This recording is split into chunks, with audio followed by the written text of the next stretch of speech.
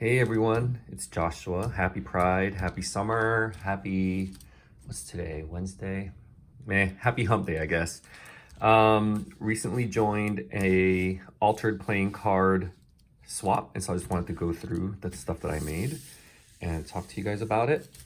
And I just noticed that one of them totally fell off just now. Gotta fix it. Oh my gosh, look at that. It just snapped off. That's messed up. All right, I'll fix that later, but I'll go ahead and start showing what I got. So, um, I actually kind of had a hard time doing this. I don't know if it's because I'm just not into like this specific type of project of creating altered playing cards, or if it's because the weather was just too nice and everything is opening up again after the pandemic lockdowns. And so I just wanted to be out and about as much as possible. But I kind of had a really hard time like finding motivation and inspiration to create a lot of these altered cards. But now that it's all done, I am actually pretty proud and happy with what I made, except for this one. Let me get a thing for it now. Look at this little container of brads I got from Michelle. She's so nice. All right, so how do I do this? Okay, so the hilarious thing is I just put lotion in my hands. So now they're like super slippery. There it is, I got it. And also these cards are like super slick because they're like coated in that varnish that makes them, playing cards. So if you haven't seen already, the cards are a Game of Thrones deck I also got from Michelle a while ago, and my friend Michelle, and I thought I would just use all one deck. I've seen a lot of projects on YouTube where they use different vintage cards and they play with the front and the back, but I thought I'd just stick to one theme. And I don't know, maybe that was part of what kind of made it a little harder for me or not, but now that it's all done, I am pretty happy with it. So let's just go through it. All right. So I created a couple of specimen like cards. And for this one, I turned it into a tag, and I thought that I would actually add a smaller vintage playing card inside as the specimen. And I thought that was kind of cool and cute. And I got this ribbon from another swap I did, and I just thought I'd keep it and use it. I actually really like it, and it was really easy to manipulate it and get into the hole. And so yeah, there's 6 of diamonds, 7 of clubs, and the specimen itself is a 6 of clubs. Thought that was kind of cool.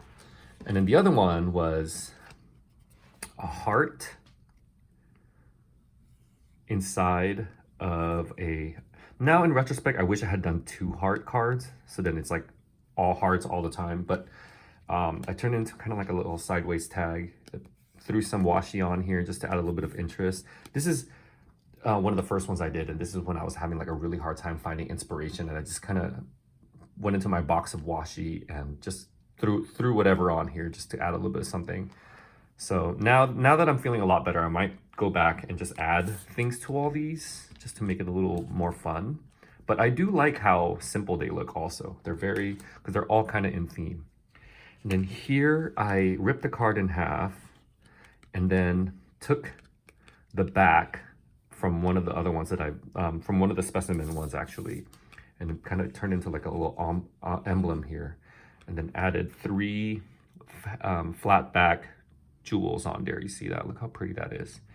And Fiskars lace border punch corners, which has really bad reviews, but I think, and it's really hard to use actually. Like I actually have to use my entire weight to press it down, to the point where sometimes I feel like my desk underneath is going to collapse from how much like pressure I have to put in, especially when I'm doing harder cardstock like this. And I tried actually doing it for 2. I don't know if you can see, there's like a little bit, or no, not this one. There's another one where there's a, oh here, this is double layer, and I tried cutting through there and I could not do it. Like I just stopped because I was gonna break something. But yeah, this is a pretty thick card. So this is another one. I'm actually really happy with this one. I think it's kind of cool. And I like that I did a little fault line in the center. And here's one. I kind of got this idea from Shanuki Art. She's doing a 52 deck challenge. And I remember seeing this a while ago. She basically wrapped the entire card in washi. I didn't do that because she had clear washi and I didn't. And then she glued different buttons on it.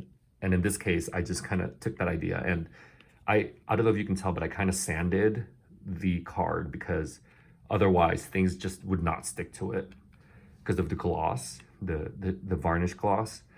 But yeah, this is kind of cool too. Just a little muted grays and beiges on here. Kind of like that. And here I was trying to do, like, I just wanted, you know, I was just running out of ideas. So I thought I'd create like 2 little fun wheels to play with, just interactive. That also is reminiscent of the button and tie string closure.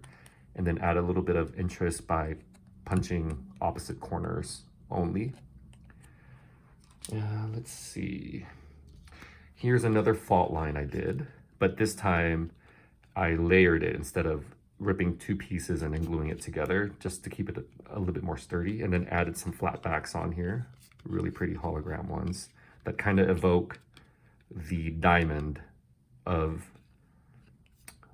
the suit, the card. And then glued a little piece of lace here. I saw this in a tag. Somebody had created a pocket with lace sewn in, or not lace, seam binding or ribbon. I thought that was really pretty, so I wanted to copy that, but I glued it in because I don't have a sewing machine. Also, you can see where I kind of sanded the page a little bit just so that things would stick to it.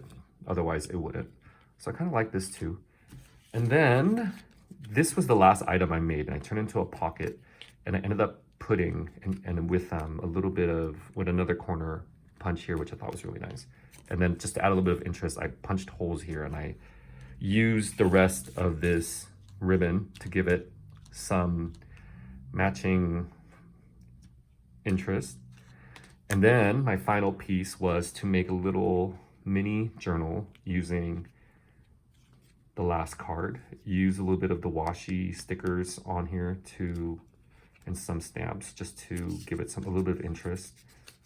All these washi and stamps are from AliExpress. And then the paper is just scrap paper. And then the funny thing is I like started stamping on it upside down. So then I had to stop, but you know, it still kind of works. And then the center just has this, and this goes in here. So yeah, that's it. This is my swap. I got to mail it in today. I'm already a couple days late for this swap. But yeah, now, you know, now that I've finished it all, I am feeling really happy about it. And I definitely want in the future to do another altered card challenge of some sort, and maybe use a different, like a whole variety of them, just to kind of give me more inspiration. I think it might have been both the material, just it being so smooth and resistant to gluing, that kind of frustrated me a little bit. And also, like, I don't know. I definitely want to give it another try because I feel like it's one of the foundations of the junk journal set of different elements that you make. And I definitely want to give it a try. And then, you know, if I don't like it the next time, then I will know for sure. Well, that's it. Thanks guys for watching. I really appreciate it. And hope you guys have a great day, great summer. And I will talk to you guys soon. Bye.